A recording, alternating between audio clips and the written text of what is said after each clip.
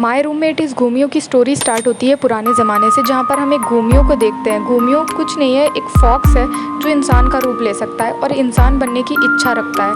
भगवान बोलते हैं उसको कि मैंने तुम्हें एक जानवर की तरह पैदा किया, बट तुमने इंसान बनने का सपना देखा। मुझे तुमसे हमदर्दी है, इसलिए मैं तुमको इंसान बना दूँगा। लेकिन उसका इंसान बनना इतना आसान नहीं था, उसको कुछ उसके लिए करना पड़ता है।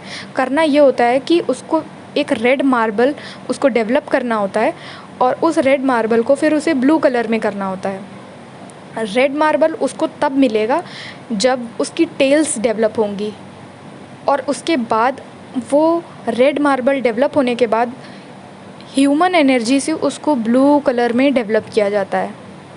और रेड मार्बल को ब्लू सिर्फ एक लड़की ही कर सकती है, और उसके लिए उस रेड मार्बल को लड़की की बॉडी में जाना होता है। काफ़ी समय बीत जाता है पर ऐसा कुछ नहीं होता, वो इंसान नहीं बन पाता है। और काफ़ी समय बीत जाता है, काफ़ी का मतलब 1000 साल ऑलमोस्ट, कुछ इस तरीके से रेड मार्बल को लड़की की बॉडी में भेजा जाता है। अब हम फास्ट फॉरवर्ड में आ जाते हैं और यहाँ पर हम देखते हैं कि एक के ड्रामा का मेन लीड कैसा होता है। हैंडसम डैशिंग, जिसके पीछे सब मरते हैं, बिल्कुल वैसे ही उसकी एक एंट्री होती है। वो अपने ऑफिस के सामने उतरता है कार से। Car was also so good और लोग उसको हेलो बोल रहे होते हैं, but he was not interested in any one, like जैसा हमने कई के ड्रामाज में देखा है। फिर हम उसी रात ऐसा कुछ होता है कि जो इसकी मेन लीड एक्ट्रेस है, उसका फ्रेंड काफ़ी ड्रंक हो जाता है और आकर उसी की कार पर आकर वॉमिट कर देता है, बिकॉज़ ही वो सो ड्रंक, और उसको खुद होश नहीं होता है कि वो क्या कर रहा होता है। इस तरीके से वो उसको पकड़ रही होती है, उसके पीछे भाग रही होती है, और वहाँ पर वो दोनों मिलते हैं। और कुछ इस तरीके से जो रेड कलर का मार्बल 1000 साल में घूमियों ने खुद डेवलप किया था अपने अंदर, वो मार्बल गलती से उस लड़की के मुंह में चला जाता है। लड़की का नाम ली दाम है। ये लोग फर्स्ट टाइम मिलते हैं और उनके साथ ये एक्सीडेंट हो जाता है। और ये मार्बल कितना ज़रूरी है घूमियों के लिए, एक इंसान बनने के लिए, वो तो घूमियों अच्छे से जानता है। इसके बाद ये लड़की बेहोश हो जाती है और फिर सीधा घूमियों के घर पर उठती है।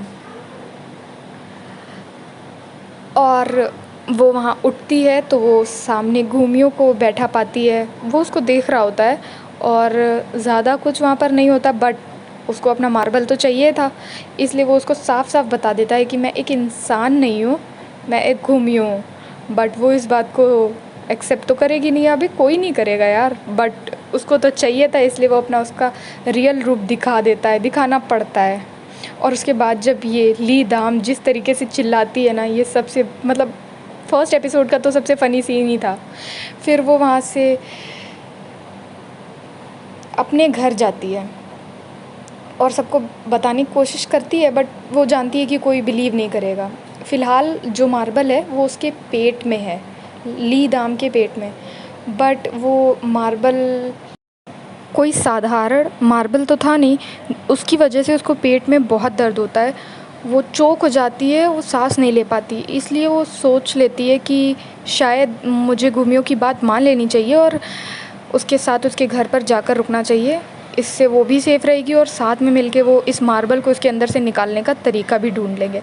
तो फिर वो उस दिन उसके घर चली जाती है रहने के लिए। कितना आसान है ना इनके लिए घर पर बोल देना कि I am going to prepare for contest, और जाकर किसी के भी घर रहने लगना। That's amazing about K dramas, isn't it? Well, जो भी ली दाम के एक्सप्रेशंस और फ़नी सीन्स है ना, इस ड्रामा में देखने लायक हैं, आई मस्ट से। वेल, आगे ये होता है कि ली दाम उस दिन अपनी फ्रेंड के साथ क्लबिंग जाती है और इतना ज़्यादा ड्रिंक कर लेती है, और मार्बल अचानक से मार्बल की वजह से उसके पेट में दर्द होने लगता है, और एक लड़का आकर उसको साथ चलने को बोलता है, बट वो मना करने के बजाय उसकी बॉडी मूव ही नहीं कर रही होती है। फिर क्या ही होना था, घूमियों आता है, बोलता है कि ये मेरी फ्रेंड है और जो भी तुम हो, तुम अब यहाँ से जा सकते हो, मैं अपनी फ्रेंड का ख्याल रख लूँगा।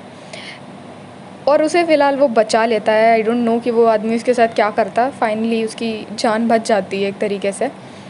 फिर रात में वो दोनों वॉक पे निकल जाते हैं और घर जा रहे होते हैं। उतनी देर में वो पूछती है, कल को निकालने के बाद सब कुछ वापस नॉर्मल हो जाएगा ना? तो वो बोलता है कि नहीं, हो सकता है कि तुम मर जाओ, लाइक यू विल डाई। और इतनी कामनेस के साथ बोलता है ना कि इतनी हंसी आती है वहाँ पर। एक घूमियो होता है और ह्यूमन फीलिंग्स को उतनी अच्छी तरीके से समझ नहीं सकता है, तो वो नॉर्मली बोल देता है यू विल डाई। और फिर वो लोग टेलीपोर्ट करके अपने घर आ जाते हैं और उसके बाद ली दाम का कुछ ये रिएक्शन होता है और फिर फर्स्ट एपिसोड यहीं पर ख़त्म हो जाता है। I will see you next time with the second episode.